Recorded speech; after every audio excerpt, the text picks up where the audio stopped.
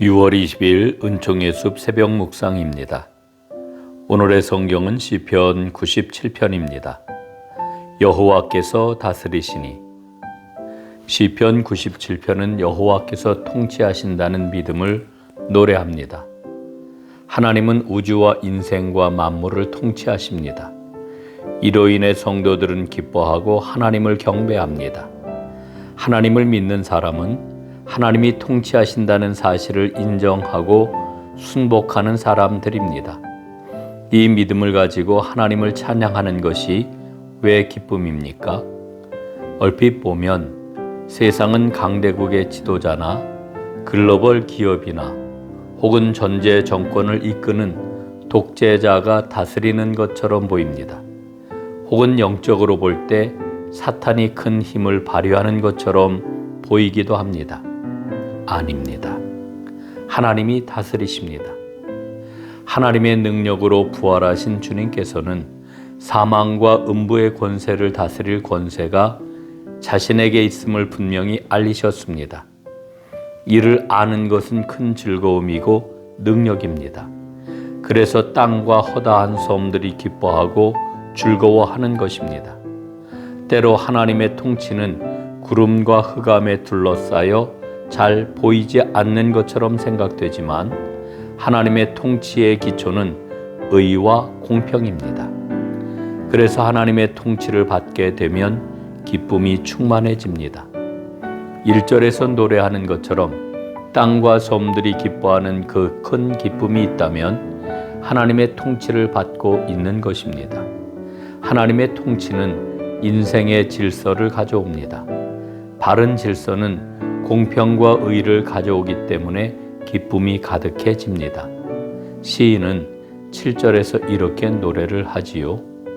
하늘이 그의 의를 선포하니 모든 백성이 그의 영광을 보았도다. 하나님의 의로운 통치는 숨겨지지 않습니다. 그래서 하늘이 그의 의를 선포함으로 하나님을 나타내 보이시고 모든 백성은 그것을 보게 될 것입니다. 시인은 10절에서 선포합니다. 여호와를 사랑하는 너희여 악을 미워하라. 하나님의 통치를 받게 되면 사랑이 충만해집니다. 바울은 로마서 12장에서 사랑에는 거짓이 없다고 말하면서 악을 미워하고 선에 속하라고 합니다. 하나님의 통치를 받게 되면 악을 미워하게 됩니다. 주님께서 우리를 악에서 구원해 주셨는데 다시 죄를 짓는 자의 자리로 돌아가는 것은 말이 되지 않습니다.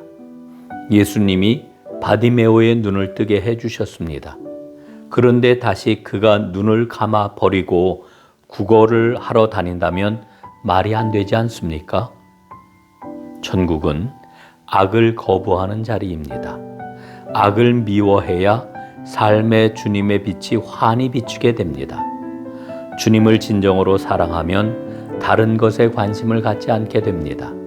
10절입니다. 주님을 사랑하는 사람아 너희는 악을 미워하여라. 주님은 당신을 신뢰하는 성도의 생명을 지켜주시며 악인들의 손에서 건져 주신다. 주님이 다스리시는 그날이 오면 우상을 숭배하던 자들은 부끄러움을 당할 것이고 주님을 진실로 사랑하는 자들은 기뻐 소리를 높이며 찬양할 것입니다. 하나님은 온 세계와 인간을 통치하십니다. 아멘. 주님의 통치를 받아들이게 하옵소서. 그리하여 기쁨과 사랑의 삶을 살게 하옵소서. 아멘.